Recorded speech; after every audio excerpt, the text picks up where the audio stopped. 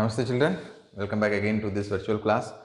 So in the past episode we have learned about heredity and how the traits are being transferred from one generation to another. So moving further, in today's episode we will be discussing about one of the most important concepts under the heredity and evolution, that is evolution. Before going to start this, let us have a small recap on what we have learned in the past episode.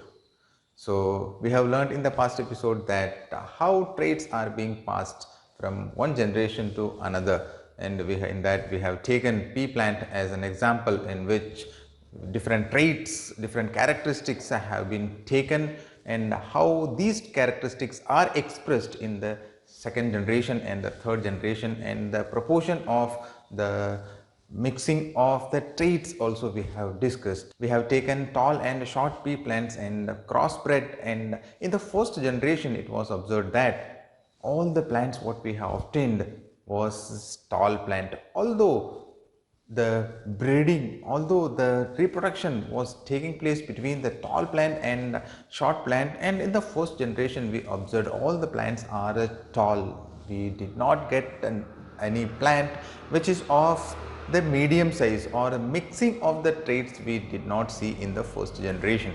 Upon self-pollination of the plants what we have obtained in F1 generation, we have observed that some plants are tall and some plants are short, although the self-pollination took place between the tall plants. So from this we have learned that one is a dominant trait and another one is recessive trait. So in each and every generation, the plants what we have obtained, the genes or the characteristics are already there in the organism, but they are not get expressed, or we can say that the characteristics which are expressed is known as dominant traits, and the traits which are not get expressed is known as recessive trait. So in case of the first generation we observe both the capital T and small t. Here capital T acts as a dominant trait, whereas the small t is a recessive trait. So the capital T being dominant trait gets expressed, so we see all the plants are of tall, whereas in the second generation upon self-pollinating we see one plant is a capital T which indicates both the traits are dominant. In the second other two plants we get capital T and small t, in which one capital T is sufficient enough to express its characteristics. So two plants we obtained tall, whereas in the third case we see both the characteristics or both the traits are small t. So in order to get express the recessive traits, both the traits or both the chromosomes what we have taken need to be small t. So we obtained small t, so the plant would be short. So this way we understood how the traits are obtained or transferred or inherited from one generation to another. I hope you understood how the inheritance takes place from one generation to another. So this is how the mechanism of the inheritance takes place during sexual reproduction. Before winding up the last session, we have seen how sex of a newborn baby is determined, and we have also seen the sex chromosome. Male sex chromosome would be XY and the female sex chromosome would be XX. So look at the picture here. Upon crossing X and X would lead to a female child, and crossing of X and Y would give you the male child. And whether the newborn baby would be male or female is very well decided by the male, or we can say the father. So whether a male child or a female child is whole or solely depend upon the type of chromosome being sent from the male or the father. So cursing female or the mother is of no use, because female has nothing to contribute for getting a male or female child. But in our society the whole curse is on the female, that is mother. So being a student of class 10th, you should aware of the fact. So you should make aware the society the reason for, or the whom to be cursed for getting a male or female child. So this is what we have learned in the last episode. So So this is all about inheritance and sex determination and how the traits are being transferred from one generation to another generation. So let us now discuss one of the most important topic of heredity and evolution, that is evolution.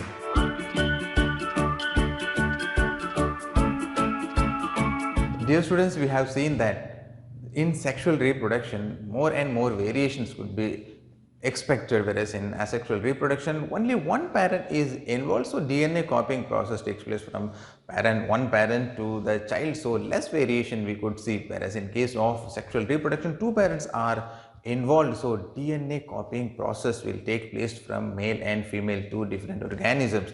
So the error in DNA copying process will be more in case of sexual reproduction. As a result of this, more variation could be expected in case of sexual reproduction. So we have already learned that the error in DNA copying process acts as a source of variation in sexual reproduction, right? So on the basis of this, how evolution takes place, about that we will discuss. So before going to discuss about evolution, you should know the basic idea about what is evolution. Dear students, evolution is just a process in which a new individual or new organisms are evolved into the world, or new emergence of a new characteristics or new organism into the world, what we call evolution. Dear students, let us understand the evolution process by taking an illustration. From that illustration, you will be much clear about how evolution takes place. Now let us assume that a group of red beetles, 12 red beetles, they are living in a bush of which contain plenty of green leaves, and we know that they can reproduce sexually. As a result of sexual reproduction, their population get increase in that bush. Let us also assume that plenty of crows also living in that bush, and they eat the red beetles. As a result of sexual reproduction, we can expect more and more variation in the beetle population. Now we know that the sexual reproduction is always produces a variation in the living organism. Now let us assume that variation is expected. This time the variation is a color change. Let us assume due to sexual reproduction, green color is imparted, or green color variety or characteristic is expected in the beetle population. As a result of this, what happens? The crow cannot see the green color. Only the red beetles are being eaten away, leaving behind the green beetle. As a result of sexual reproduction, the green population, the green beetle population go on increasing. So over a time, green beetle population will be more in the bush, and the red beetle population is continuously eaten away by the crow. So over a time, the red beetles are very fewer in number, whereas the green beetle population will be more. So this is one instance. In the second situation, what happens? Again, the color change is expected as a variation of sexual reproduction, but this time the color change is not green. Instead of green, now the color change is blue, and the blue beetles can change its color or pass the color to its next generation, also next progeny we can say. So both red and blue beetles are there now in the bush, but the crows can see both red and blue beetles. So the blue and red beetles are being eaten away by crows. So now in the bush we can see both the blue and the red beetles. So both the populations we could see. But at this point, what happens? An elephant comes by and stamps over the bush where the beetles live, and we assume that most of the beetles are killed by the stamping of the elephant. By chance, few beetles that have survived are blue beetles. Then this blue beetles slowly expands, and the population of blue beetles are more in the bush than the red beetle. So here now we can see in the bush more and more blue population of beetles than the red beetles. So far we have discussed two situations. In both the situations we can see the population which have come out as a rare variation became a common characteristic of the beetle population. In the first case, we have seen the green beetle population came out to be a rare variation due to sexual reproduction. In the second case, we have seen the blue beetle population as a rare variation, but at the end, over a generation, we can see both the green and the blue population became the common characteristic of the beetle population, right?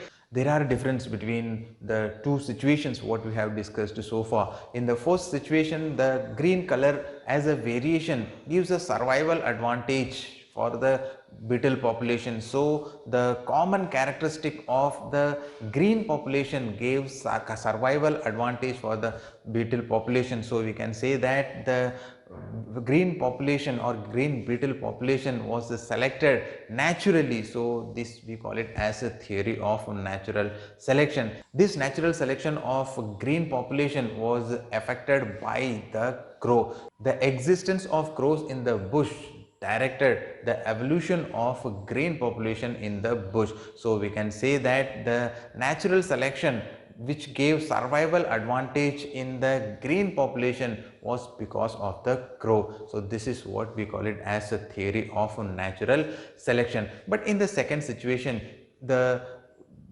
existence of blue population took place by chance. Accidentally it happened. In the second situation, the color change gave no survival advantage. Instead, it was simply a matter of accidental survival of beetles of one color that changed the common characteristic of the resultant population.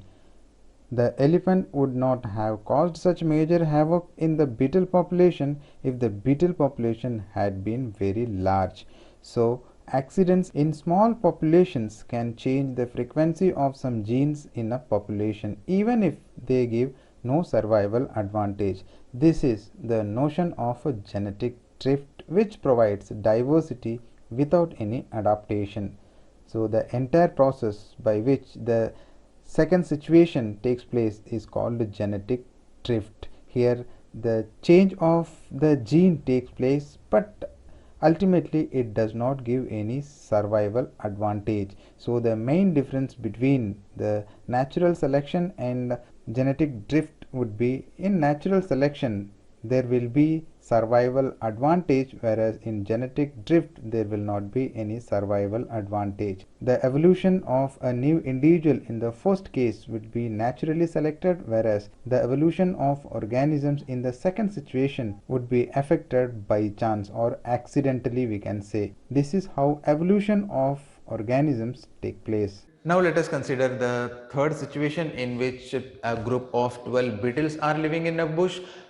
Due to one or another reason, the plants get some diseases. As a result of this, the availability of plant food material for the beetles reduced drastically. Since the plant materials are not sufficiently available for the beetle population, so we expect poor nourishment to the beetle population. As a result of this, the weight of the beetle get reduced. So the weight of the adult beetles keep on going down. So the weight loss we can see in the beetle population for some generation. Once the plant disease is removed from the bush, then plenty of leaves are available in the bush. As a result of this, the beetle gets good nourishment. As a result of this, once again the beetle population gain its weight. So here we cannot see any genetic drift or variation, we could not see. The only change is the loss in weight. So this could not be considered to be evolution. So we can think of evolution means emergence of a new characteristic in the population of any individual which takes place over a generation. The third situation what we are talking about is not directing evolution, since the weight loss in the beetle population is just because of poor nourishment. Once they get good nourishment, then once again they get back its weight. So the first two situations what we have talked about is directing evolution of an individual, whereas the third situation is not directing any evolution.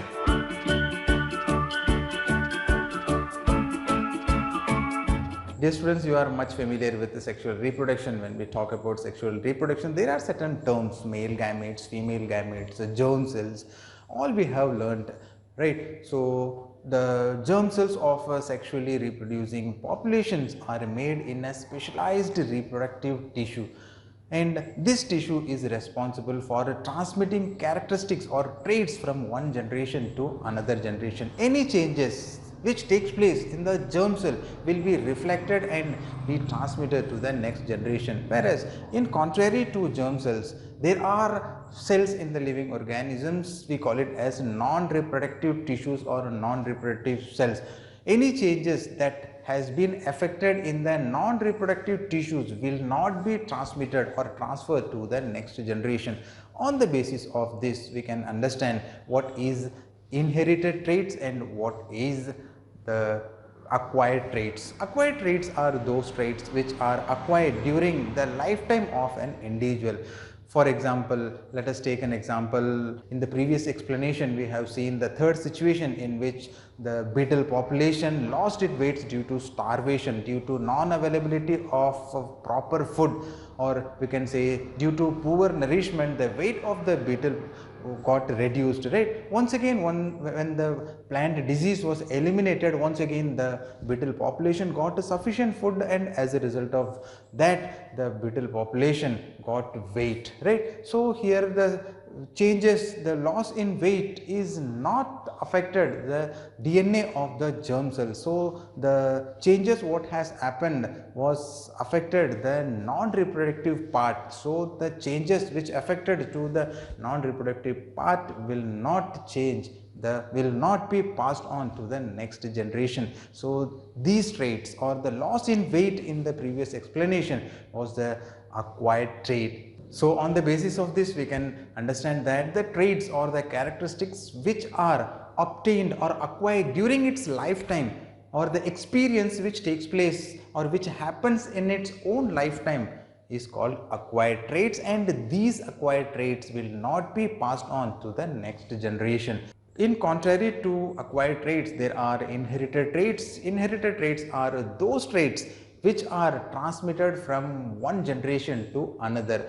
So just before we have seen the germ cell. Germ cells are a special type of tissues which store all sort of information required for proper functioning of the living organisms. When a new individual is produced by sexual reproduction, all the information will be transmitted to the child or the new generation. The traits or the characteristics which are transferred from parent to child are called inherited traits, and inherited traits are transmitted only by the germ cells, whereas the acquired traits are those traits which are acquired or obtained during the lifetime, or the experience that happens during the lifetime of an individual. So this is the basic difference between acquired traits and the inherited traits. In order to understand the acquired traits, there are some illustrations, some examples. From that example, let us understand this, how an experience of an individual cannot be passed on to the next generation. Take an example: a group of mice are taken, and in each generation the tail of the mice are cut. What would you think, in the next generation will the mice will have tail or not? Obviously the next generation will have tail. How? Because tail is not the part of germ cell, right? Cutting the tail won't affect the DNA of the germ cell, and ultimately it does not make any effect on the next generation. So even if you cut tail for several generations, also the new generation will have tail. So this is the notion of inherited traits and acquired traits. So hope you understood what is inherited and acquired traits.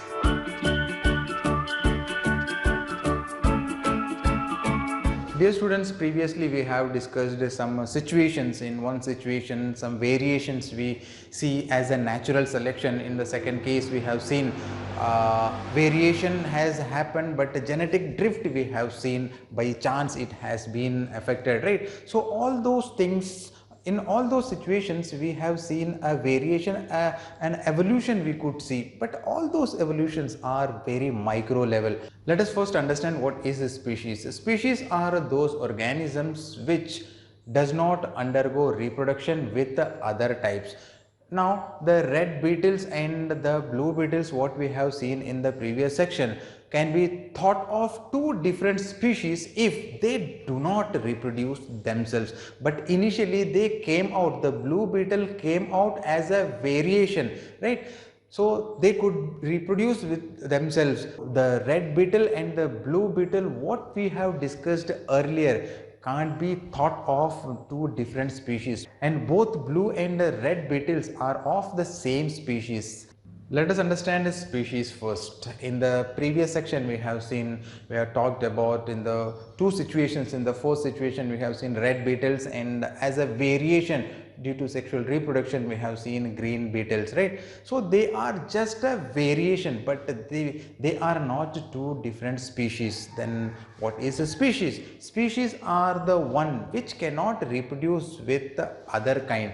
Now here you see green beetle and red beetle, they both obtained due to sexual reproduction. They can undergo sexual reproduction themselves, right? Let us suppose the red beetles and the green beetles are the variations due to sexual reproduction over a time or over a different generations. If red beetles do not reproduce with the green beetles, then we can say that both red beetles and green beetles are two independent species. But what we have discussed before in the first situation, that is the evolution of green beetle and the red beetle, was just the variation but not two different species, because they can reproduce themselves if they are separated in such a way that after certain generations, if they are not capable of reproducing themselves, then they can be thought of two different species. So species are the individual which can reproduce with themselves. They will not reproduce with some other kind. So each individually reproducing organism, we call it as a species. So let us understand speciation in detail. Consider what would happen if the bushes the beetles feed on are spread widely over a mountain range. The beetle population becomes very large as a result. But individual beetles feed mostly on a few nearby bushes throughout their lifetime. They do not travel far. So in this huge population of beetles, there will be subpopulations in neighborhoods. Since male and female beetles have to meet for reproduction to happen, most reproduction will be within these subpopulations. An occasional adventurous beetle might go from one side to another, or a beetle is picked up by a crow from one side and dropped in the other side without being eaten. In either case, the migrant beetle will reproduce with the local population. This will result in the genes of the migrant beetle entering a new population. This kind of gene flow is bound to happen between populations that are partly but not completely separated. If, however, between two such subpopulations a large river comes into existence, the two populations will be further isolated. The levels of gene flow between them will decrease even further. Over generations, genetic drift will accumulate different changes in each subpopulation. Also, natural selection may also operate differently in these different geographic locations. Thus, for example, in the territory of one subpopulation, crows are eliminated by eagles, but this does not happen for the other subpopulation where crow members are very high. As a result, the green variation will not be selected at the first site, while it will be strongly selected at the second. Together, the processes of genetic drift and natural selection will result in these two isolated subpopulations of beetles becoming more and more different from each other. Eventually, members of these two groups will be incapable of reproducing with each other even if they happen to meet. There can be a number of ways by which this can happen if the DNA changes are severe enough, such as a change in the number of chromosomes. Eventually, the germ cells of the two groups cannot fuse with each other, or a new variation emerges in which green females will not mate with red males but only with green males. This allows very strong natural selection for greenness. Now, if such a green female beetle meets a red male from the other group, her behavior will ensure that there is no reproduction between them. Effectively, new species of beetles are being generated. This is how new species gets evolved.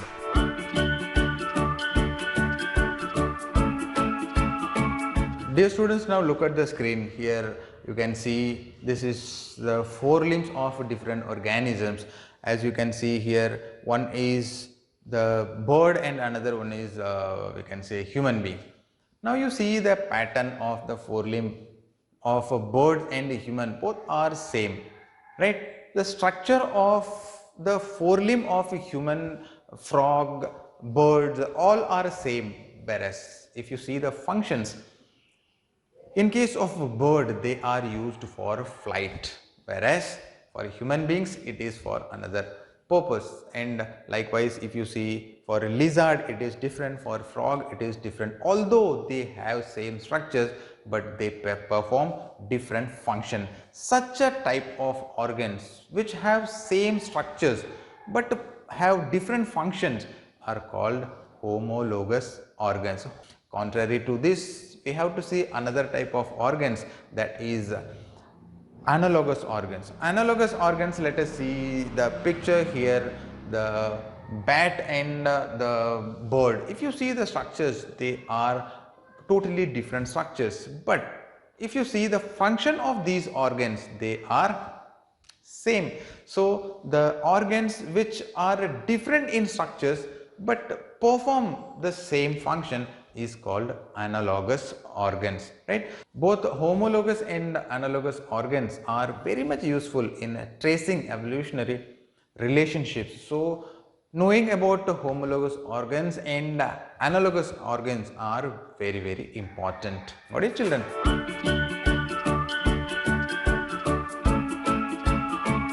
In the lower classes, you must have studied about fossils, that is petroleum products, coals, all these are fossil fuels we studied, right? What is actually fossil? Fossil means when the living organisms that live on the land and the water bodies, they die. When they die, they are buried into the soil. When they got buried, they go deep and deep into the earth surface.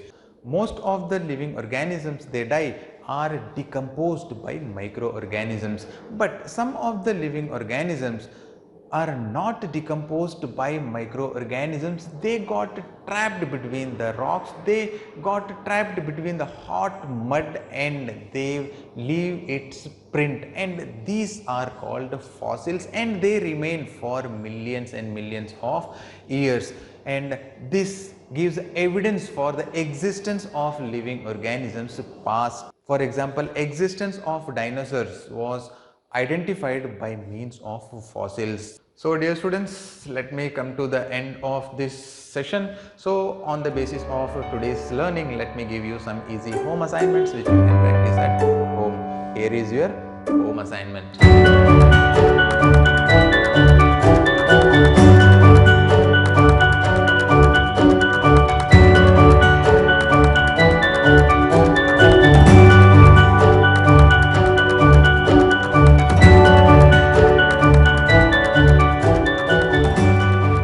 I believe you will do all these home assignments very easily. See you all on another day with a new chapter. Till then, keep learning, take good care of yourself.